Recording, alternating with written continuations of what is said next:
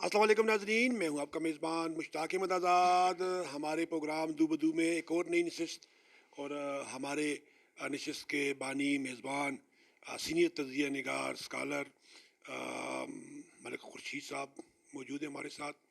मलिक साहब बहुत शुक्रिया दुआ न्यूज़ को टाइम देने का। दू बदू प्रोग्राम पे लोग क्वेश्चन करते हैं कि ये बहुत इसमें बड़ा नागा आ रहा है, बड़ी तवालत आ रही है, तो कम से कम इस प्रोग्राम में तुमसे ये वादा कीजिए कि कम से कम वीक में एक आध प्रोग्राम हमारा हो।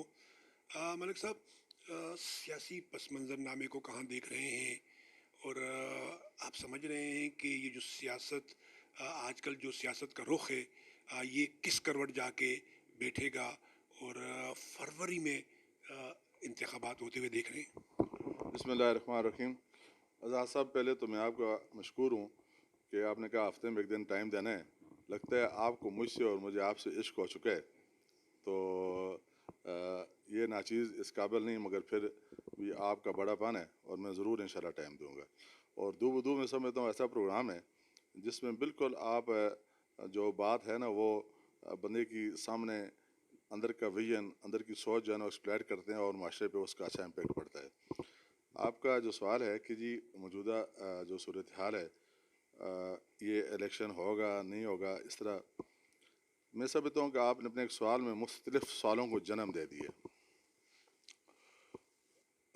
ये अलमिया रहा है हमारा कि जिसको हम कहते हैं ना इस्तेहकाम, हम हमेशा पॉलिसी और मंसूबों नहीं, अमल से हम खुद ही अदम इस्तेकाम की तरफ हमेशा हरकत करते रहे हैं, मूव करते रहे हैं, जिसका नतीजा ये हुआ है कि आज हम उस जगह पहुँच चुके हैं जहाँ पे इलेक्शन का इनेकाद ही इस इस्तेकाम की गारंटी और ज़मानत है।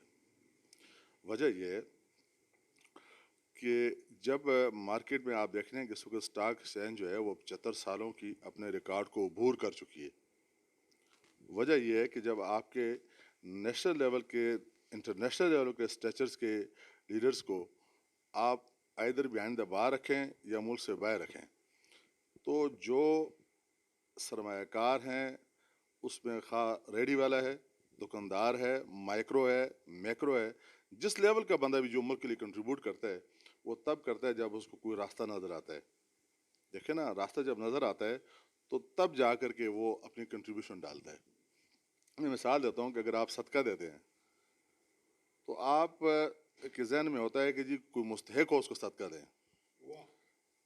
बहन ही मुल्क से अब्राड, मुल्क के अंदर जो भी लोग आपके साथ, खा उनका इंटरेस्ट जोग्राफियाई लिहाज से आपके साथ दूसरे मुल्कों का है, दाखिली तौर पे आपके मामलात हैं या खारजी हैं या बसने वालों के हैं, यहाँ के वासियों के हैं, उनके लिए एक रास्ते का होना ज़रूरी है। और मैं समझता हूँ कि 8 फरवरी का इलेक्शन का इनेकाद जो है वो आज हमारी स्टेट का, आज हमारे मुल्क का वो मजबूरी बन चुकी है कि हम हालात ने जो हमने खुद बिगाड़े उस नहज पे, तजर्बात की रोशनी में उस नहज पे पहुँच के अब हमारे लिए हमें स्टीम अपना रास्ता अब तयन करना होगा कि मुल्क को आगे 10, 15, 20 साल हमने कैसे चलाना है। उसकी कंटिन्यूटी भी आगे चलेगा, बदलते रहेंगे। अशखास की इतनी अहमियत नहीं होती, याद रखें आपकी पॉलिसी की अहमियत होती है कि आपने किसको टो करके आगे चलना है।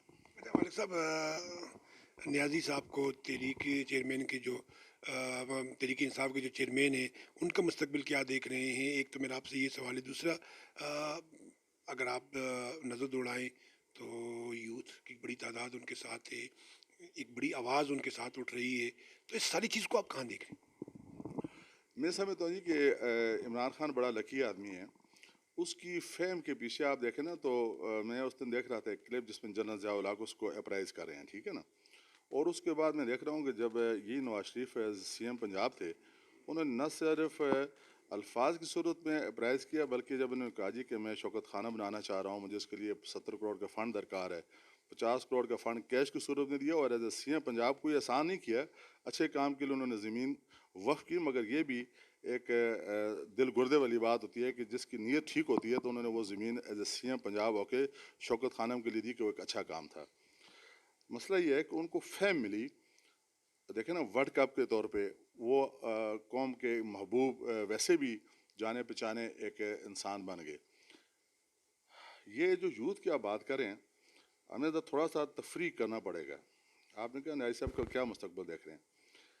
اب مسئلہ یہ ہے کہ ہم یہ دیکھ رہے ہیں کہ جی ہمیں یہ سوچنا ضرور پڑے گا کہ جی 2017-18 میں اگر نیازی صاحب کا یہ ویژن ہوتا 25-50-100 سال آگے والا تو یہ کنڈیم کرتے کہ جی اس طرح کا اقتدار مجھے نہیں چاہیے. اگر ان کو کوئی بٹھا کر کے، میں کسی کو نہیں کہتا، نہ میں ججز کا کہہ رہا ہوں، نہ میں کوئی کسی اور کہہ رہا ہوں، اگر قوم کو انہوں نے یہ تاثر دیا کہ میں 27-25 سال کی سٹرگل کے بل بوتے پہ آ کے بیٹھ رہا ہوں اور میرا ہوم ورک ہے، اگر اس ہوم ورک کی بنیاد پہ وہ بیٹھے ہوتے تو میں سمجھتا ہوں آج ملک میں ہمیں کوئی ان کا کارکردگی اور کوئی کارنامہ نظر آتا. ماں سوائے اس کے جو آپ نے کہا کہ دیکھیں نا، عشق، جنون یہ بندے کو پاگل بنا دیتا ہے. تو بعض اوقات عشق لیلا مجنوں کو ہوتا ہے اور زلیخا یوسف کو ہوتا ہے. دیکھیں اب یہ جو عشق ہے نا، اس کو میں مصنوعی کہوں گا. مثال کے طور پہ عمران خان سے مجھے بھی عقیدت اور احترام تھی، میری ذاتی ملاقاتیں تھیں، مگر میں نے عمران خان سے کہا تھا کہ آپ جو آج ہماری قوم کو ایک ہوپ دے رہے ہو، اٹ از اے روپ آف ہوپ، اس کے لیے آپ کو ایگزیکیوشن کی ضرورت ہے. فار ایگزامپل کہ جی گورے آ کے یہاں پہ ملازمتیں کریں گے، 1 کروڑ نوکری ہوگی، 50 لاکھ گھر ہوں گے. میں نے کہا دیکھیں نتھنگ از پرفیکٹ، مگر آپ نے انیشیٹو لینا ہے پریکٹیکلی، قوم دیکھے کہ جو آپ کہہ رہے ہیں آپ اس کے اوپر عمل کریں. میرا آپ سے سوال ہے آزاد صاحب، آنسٹ ٹو گاڈ یہ بتائیں کہ کیا خان کے اقتدار میں لوگ بے روزگار ہوئے یا روزگار ملا؟ کیا بیگار ہوئے جو لوگوں کو گھر ملے؟ میں سمجھ رہا تھا کہ شاید یہ شخص جو ہے وہ تھرڈ پارٹی جب اٹھتی ہے تو اس کے ساتھ دیگر پارٹیوں کے جو لوگ ہوتے ہیں ان کی اٹیچمنٹ اپنی جگہ پہ ضرور ہوتی ہے، مگر وہ تیسرے بندے کی کامیابی کو اپنے ملک کی کامیابی سمجھتے ہیں. عمران خان کے فالوور جو ہیں اس میں جنون زیادہ پایا جاتا ہے، ریئلسٹیکلی لوگ جو ہے نا وہ بہت کم ہیں، میچور لوگ کم ہیں. میں مثال دیتا ہوں کہ جہاں پہ کوئی ایسا جلسہ بتا دیں جس میں سب سے پہلے کوئی ناز گانے کا، یہ مشرقی سیاست ہماری جو ہے نا اقدار کی ہے.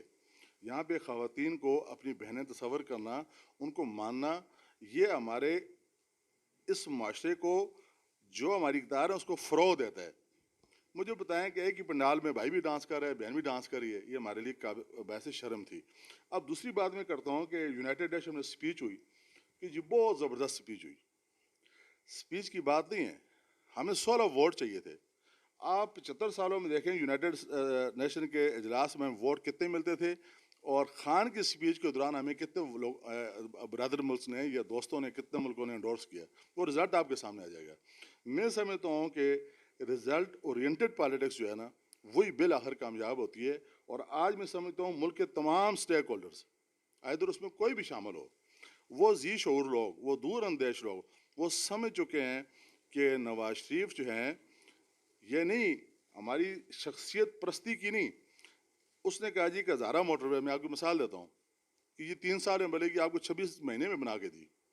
انہوں نے کہا جی کہ یہ موٹر وے پشاور تک بنے گی، بنی ہوئی ہے. یہ کراچی تک بنی، اب دیکھیں ملتان سے سکھر تک بن چکی ہے. اب آپ کی جب مسافتیں، آپ کی جب کمیونیکیشن ہوتا ہے، وہ ورڈ جو لیڈر کا ہے اس کا اگر 30% بھی آن کرے تو میں سمجھتا ہوں کہ ہمیں اس کو فالو کرنا چاہیے، نہ کہ ہمیں اپنی جنون کی حد تک اور عشق کی حد تک اپنا وہ ملک کو اس کے اوپر ملک کو اس کے اندھیرے میں نہیں پھینکنا چاہیے. اور آج میں سمجھتا ہوں کہ دیکھیں آپ کے 38,000 پہ 38,000 یہ جو سٹاک ایکسچینج وہاں آ چکی تھی. ڈالر آپ کا 102 سے 210-15 پہ چلا گیا تھا. اگر آپ اسٹیٹسٹک وائز دیکھیں گے، آپ کو سب کے منہ سے آپ نے سنا ہوگا، خاک سب کے منہ میں اللہ کرے میرے منہ میں بھی، کہ ملک دیوالیہ ہو رہا ہے، ملک سری لنکا بن رہا ہے. مجھے آپ بتائیں آج آپ کا ملک سری لنکا نہیں بنا انشاءاللہ. اچھا ملک صاحب، میرا سوال آپ سے نیازی صاحب کے مستقبل پہ تھا. آپ نے سوال مجھے دیا، اور جو آپ کا سوال ہے کہ میں آپ سے پوچھتا ہوں، تو آپ کا سوال میں ویور سے پوچھتا ہوں کہ جو ملک صاحب نے سوال کیا ہے ویورز کا کیا جواب دیں گے. اور میرا سوال آپ سے تھا کہ آپ نیازی صاحب کے مستقبل کو کیا دیکھتے ہیں. اور اس کے ساتھ ایک اور میرا آپ سے سوال یہ ہے کہ میاں صاحب کو آپ کہاں دیکھ رہے ہیں؟ آزاد صاحب یہ بڑا مشکل ہوتا ہے کہ اپنے صحافی کا اور آپ جیسے زبردست نالج والے آدمی کا سوال جو ہے نا ڈائیورٹ انہی کی طرف کرنا، یہ بھی اتنا آسان نہیں ہوتا. تو آپ نے نیازی صاحب کے مستقبل کے بارے میں بات کی. میں سمجھتا ہوں کہ اگر 9 مئی کے واقعے میں دیکھیں اسٹیٹ بہتر جانتی ہے، اسٹیٹ نے بہت بڑا برڈن نیازی صاحب کی صورت میں اٹھایا ہے کہ 3 سال جو ہے نا کرسی پہ بٹھا کے سپورٹ بھی کیا، جس کا اعتراف نیازی صاحب نے کہا جی کہ باجوہ صاحب نے مجھے بہت سپورٹ کیا ادھر IMF سے قرضے لینے کے لیے یا ملک چلانے کے لیے، داخلائی معاملات کے لیے، خارجی معاملات کے لیے. یہ ان کی اپنی ایڈمیٹڈ جو ہے نا وہ پوائنٹ ہے جس کو بعد میں انہوں نے ڈینائی کیا. میں سمجھتا ہوں کہ 9 مئی کے واقعے میں اگر ملک استحکام پاکستان کے خلاف کوئی سازش نہیں ہے تو پھر چارٹر آف ڈیموکریسی کی ضرورت ہے کہ جس شخص کو 5 سال کے لیے عوام منتخب کرتی ہے اس 5 سالوں میں دھرنے نہیں ہونے چاہیے. دھرنوں میں آپ کی بیرونی جو پروجیکٹس ہوتے ہیں وہ لوگ پھر ٹرسٹ نہیں کرتے، چونکہ وہاں پہ تو 25 30 50 100 سال کے آگے سوچ کے ان کے منصوبے ہوتے ہیں. آپ کا ملک اس وقت ایک ارتقائی معیشت کے پلاننگ سے گزر رہا ہے جس میں سی بیک ہے، 1 بیلٹ 1 روڈ ہے، جس میں آپ کو پتہ ہے کہ بڑی زبردست آپٹک فائبر کی ایک لائن بچ رہی ہے. آپ دنیا سے ایسے کنیکٹ ہو رہے ہیں کہ دنیا آپ کے ساتھ کنیکٹ ہوگی. جب آپ ایسے ارتقائی سسٹم سے گزرتے ہیں تو پھر دنیا کو کھٹک رہی ہوتی ہے کہ یہ کل ایک کلیدی، یونیک، منفرد معیشت رکھنے والا ملک ہوگا جو ہماری مجبوری بن جائے گا. تو اس وقت دنیا میں آپ معیشت کا وہ کھلواڑ کھیل رہے ہیں جس میں پاکستان کو آپ سپر پاور بنا رہے ہیں ایشیا میں معاشی اعتبار سے. آپ نے ملک کے استحکام کو، ملک کی سیکورٹی کو تو کر لیا 98 میں، اب جو آپ کرنے جا رہے تھے اس ویژن کو آپ نے بلاک کر دیا ہے. اس کے لیے ایک نظر چارٹر آف ڈیموکریسی کی ضرورت ہے. میں نے فارغ چوک کے اپنے بعد میں کہا تھا کہ جو میں دیکھ رہا ہوں کہ بے نظیر کو اور نواز شریف کو ٹرک کے ایک ہی چھتی کے اوپر، لوگوں نے کہا ممکن نہیں ہے. میں نے کہا اگر ملک کے انٹرسٹ میں تو یہ ممکن ہے. اگر ملک کے انٹرسٹ میں ہے تو تمام سٹیک ہولڈرز کو بیٹھنا پڑے گا اور اس میں اگر آئی کے یہ سائن کرتا ہے کہ جی میں ملک کو ڈیریل نہیں کروں گا، ڈیٹریک نہیں کروں گا، اپنی جوان نسل کو میں جھوٹے نیریٹو سے دور رکھوں گا. دیکھیں بلڈ سیٹ کی پالیٹکس نہیں چلے گی کہ یہ انقلاب آ جائے گا. انقلاب باتوں سے نہیں آتا، انقلاب کاموں سے آتے ہیں. ہمیں انقلابی کام چاہیے معیشت کے لیے. تو میں سمجھتا ہوں کہ ٹرائل شروع ہے، فیئر ٹرائل ہونا چاہیے. اگر 9 مئی کے واقعے میں کوئی بھی ملوث ہے وہ ملک دشمن اس کو سپیئر نہیں کرنا چاہیے. اگر نہیں ہے اس کو بری کرنا چاہیے اور لیٹ ہی may be in charter of democracy. میاں صاحب کو کہاں دیکھ؟ دیکھیں جی میاں صاحب کو میں کہاں کیا دیکھ رہا ہوں، میاں صاحب کو ہم نے پہلے دیکھا ہوا ہے. میاں صاحب کو 24 مہینے کا ایک دفعہ کا اقتدار ایز اے PM، 28 مہینے کا دوسری دفعہ کا، 4 سال کا تیسری دفعہ کا. میاں صاحب نے 3 ادوار میں اگر پورے ملک سے ان کے وہ ترقیاتی کام نکال دیں، ملک میں آپ کو اندھیرا نظر آئے گا. آزاد صاحب 162 یونیورسٹی میں سے 132 کے اوپر میاں صاحب کی تختیاں لگی ہوئی ہیں. 1400 کلومیٹر موٹر وے 4 سال کے اندر مکمل کر کے آپ کو دیا گیا. 12,000 میگا واٹ آپ کو بجلی دیا گیا. سی پیک کے منصوبے قریب کر گیا. مجھے آپ بتائیں اس شخص کا جرم کیا ہے کہ جب پوری دنیا آپ کے اوپر سینسز لگاتی ہے اور وہ کہتا ہے میرے ملک کا، میرے عوام کا، میرے ملک کی ضرورت ہے کہ میں نے نیوکلیر ٹیسٹ کرنا ہے چونکہ بیلنس آف پاور انڈیا کے ساتھ کرنی ہے، اس نے کیا. میں سمجھتا ہوں کہ وہ آزمایا ہوا بندہ ہے. اگر آپ کہنے کیا دیکھ رہے ہیں، قوم اس کے اوپر اعتماد کرتی ہے، برادر اسلامی ملک اعتماد کرتے ہیں، جو اسلامی ملک نہیں ہے وہ بھی اعتماد کرتے ہیں کہ یہ شخص منہ سے جو لفظ نکالتا ہے اس کو آنر کرتا ہے. اس کا پچھلا ٹریک ریکارڈ نکالیں آپ سمجھ میری بات. تو آپ مجھے بتائیں کہ میاں نواز شریف کا ایسا کون سا کام ہے جو ایک محب وطن پاکستانی نہیں چاہتا؟ چونکہ سسٹم اس نے ختم کیا. آپ کو پورے ملک میں یہ انقلاب تھا، یہ ریفارم تھی. اس نے کوشش کی کہ عدلیہ ٹھیک ہو. آپ کو یاد ہوگا فیصل مسجد میں سب سے حلف لیا جی کہ نوٹیبل لوگ جہاں پہ قرآن پہ ہاتھ رکھا کہ جی اپنا تاکہ لوگ جوڈیشل سسٹم سے بچیں، لوگوں نے ان کے مسائل آن ہو. آگے لوگوں نے اس کو آن نہیں کیا تو ریفارم کی طرف وہ شخص گیا ہے.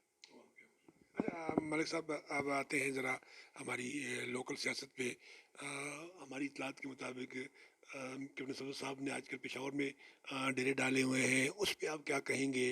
اور ضلع مانسرہ کی حلقہ بندیاں، ضلع مانسرہ کی صوبائی اور قومی نشستوں کے حوالے سے آپ اختصار سے کیا کہیں گے؟ دیکھیں 30 تاریخ تک اپنا حلقہ بندیوں کی لسٹ جو ہے وہ لگ جائے گی. کیپٹن صفدر صاحب کے حوالے سے میں صرف اتنا ہی کہوں گا، نگاہ بلند سخن دل نواز جان پر سوز، یہی ہے رخت سفر میرے کارواں کے لیے. خان قیوم خان کے بعد ایک غریب کا بیٹا جو پڑھے لکھے باپ کا بیٹا تھا، انٹلیکچوئل باپ کا بیٹا تھا، جو تحریک پاکستان کے رکن بھی تھے، کارکن بھی تھے، جنہوں نے جیلیں بھی کاٹی، جو فاطمہ جناح کے ساتھی تھے، اور جو مارشلاؤں کی پیداوار سے ان کے مخالفت میں انہوں نے جیلیں کاٹی ہوئی تھی. وہ لیگیسی جو کیپٹن صفدر کے پاس ہے وہ پاکستان میں کم لوگوں کے پاس ہے، اور میں سمجھتا ہوں خان قیوم خان کے بعد وہ معمار خیبر پختونخوا ثابت ہوگا انشاءاللہ تعالیٰ. اور وہ جو اپنے مائنڈ میں سکیچ رکھتا ہے وہ سمجھتا ہے کہ یہ اگر پنجاب میں کام ہو سکتے ہیں، لاہور میں ہو سکتے ہیں، تو ہمارا صوبہ 25 30 40 سالوں سے پیچھے کیوں ہے. اس کی وجہ یہ ہے کہ فیڈرل میں گورنمنٹ اور ہوتی ہے، یہاں کے پی کے میں اور ہوتی ہے. جب کے پی کے میں بھی گورنمنٹ نون لیگ کی ہوگی، فیڈرل میں بھی نون لیگ کی ہوگی. جب فیڈرل اور پروونشل حکومت ہوگی تو ہمارے صوبے میں ترقی کا ایک انقلاب آئے گا، اور کیپٹن صفدر کی صورت میں آئے گا. وہ جس طرح بھی کرے گا مگر وہ معمار خیبر پختونخوا ثابت ہوگا انشاءاللہ. اچھا، آپ نے بڑا پیارا ایک کیپٹن صاحب کو ایک نیا آپ نے سلوگن دیا، ایک نیا لائحہ دیا کہ معمار خیبر پختونخوا، اور یہ واقعی آپ صحیح کہہ رہے ہیں. اچھا، لوکل سیاست کو اختصار سے کہاں دیکھیں؟ لوکل سیاست میں سمجھتا ہوں یہ کہ چونکہ ہماری بھیڑ چڑھ جاتی ہے برادریزم میں، آج دن تک اپنا میں سمجھتا ہوں کہ ہمارے اس دور میں جو کام ہوئے تھے قاسم شاہ صاحب نے کیے تھے، ہمیں ویری ریسٹیکلی ماننے چاہیے. ٹھیک ہے نا جی. ہمارے معاشرے میں ویکیوم ہے. ویکیوم یہ ہے کہ ہمارے ہاں پالیٹیشنز کم اور برادریزم پہ ہم زیادہ چلتے ہیں.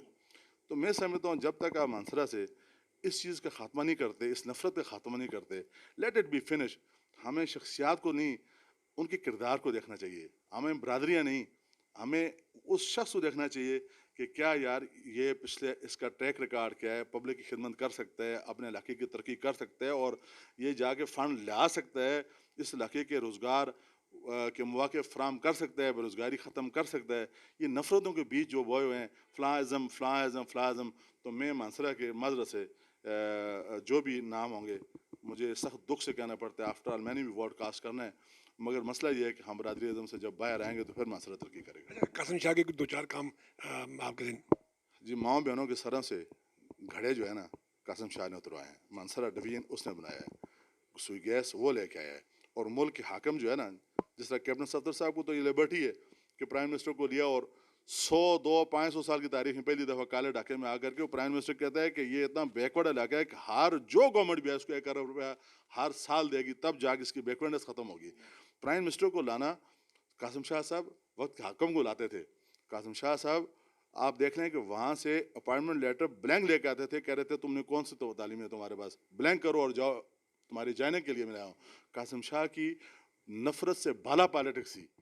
اس نے یہ نہیں لکھا کہ میں سادات کا غار ہوں، میں کوئی لینڈ لارڈ ہوں، میں کوئی فیوڈل لارڈ ہوں. قاسم شاہ صاحب بنیادی طور وہ بھی ہمیں سے تھے، اور آج میں سمجھتا ہوں ان کے بچوں کی تربیت اچھی ہے اور وہ بھی ان کے نقش قدم پہ چلے گئے تو اپنا وہ کام کریں گے. قاسم شاہ صاحب کی خدمات کو ہم نہیں بھول سکتے. خوبصورت بات کہ انشاءاللہ جی. ناظرین، ہمارا پروگرام ملک صاحب کے ساتھ چلتا رہے گا دو بدو میں. انشاءاللہ آپ نیکسٹ جو پروگرام ہمارا ہوگا وہ لوکل جو ہماری سیاست ہے، جو قومی صوبائی اسمبلی ہے، ان پہ کیا ہونے جا رہا ہے اور ان پہ کون آنے والا ہے.